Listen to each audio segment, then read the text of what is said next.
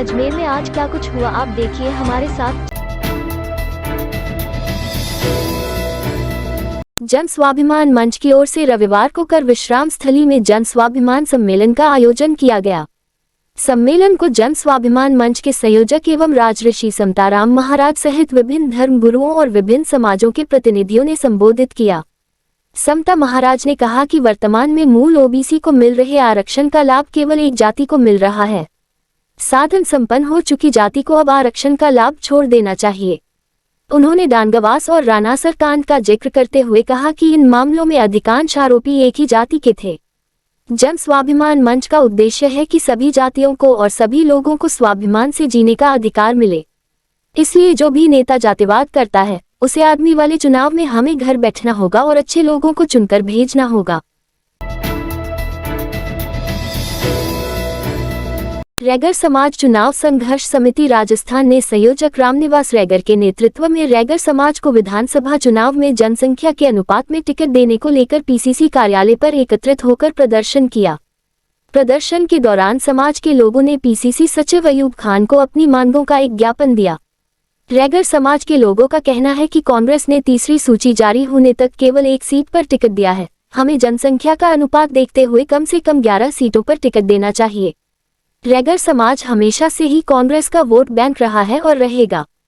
जब राजनीतिक भागीदारी देने की बात आती है तब रैगर समाज को कांग्रेस पार्टी दरकिनार कर रही है। इससे रैगर समाज में आक्रोश है। जहां जहां हमारे समाज के लोग कांग्रेस पार्टी से टिकट की मांग कर रहे हैं उन्हें उचित प्रतिनिधित्व दिया जाए।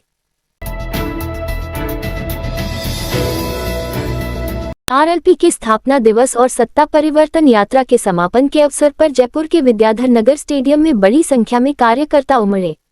कार्यकर्ताओं को संबोधित करते हुए आजाद पार्टी के नेता चंद्रशेखर ने कहा कि आरएलपी और आजाद पार्टी राजस्थान में मिलकर एक नया इतिहास बनाएंगे। हनुमान बेनीवाल दलित, किसान और मजदूरों के लिए संघर्ष कर रहे हैं।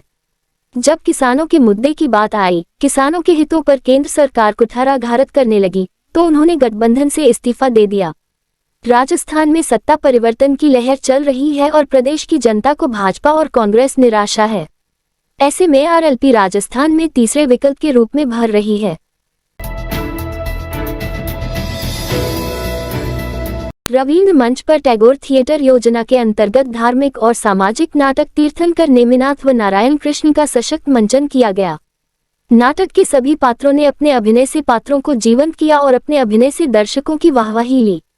नाटक में गायन पर सरोज छाबड़ा, कुसुम थोलिया, साधना काला ने अपने स्वरों से संगीत को सजाया।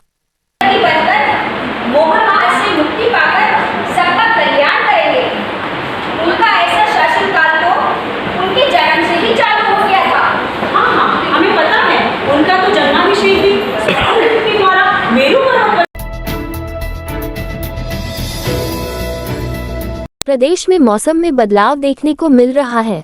सर्दी ने धीरे धीरे दस्तक देना शुरू कर दिया है। सर्दी की दस्तक से शहर में तापमान में गिरावट आने लगी है।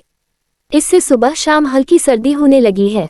इसके साथ ही सुबह शाम हल्की ठंडी हवाएं भी चलने लगी है। सर्दी का असर सड़कों पर नजर आने लगा है। सुबह हल्का कोहरा नजर आने लगा है, लेकिन ये धीरे धीरे कम होने लगता है। इससे वाहन चालकों को परेशानी होने लगी है। इस रात की सुबह नहीं होती जब तक हाथ में उसकी गर्माहट नहीं होती। चाय का प्याला, अखबार साथ पुराना है, मिट्टी से जोड़ता है। खबरों की खुशबू से सारा घर महकता है। हर रंग में ढला कहानियों से किस्सों तक ले जाता है बेरोक टोक। देश के हर हिस्से तक ये हकीकत का आईना है। ख्वाबों को सच करके दिखाता है। दैनिक नवज्योति, आपके लिए, आपके साथ।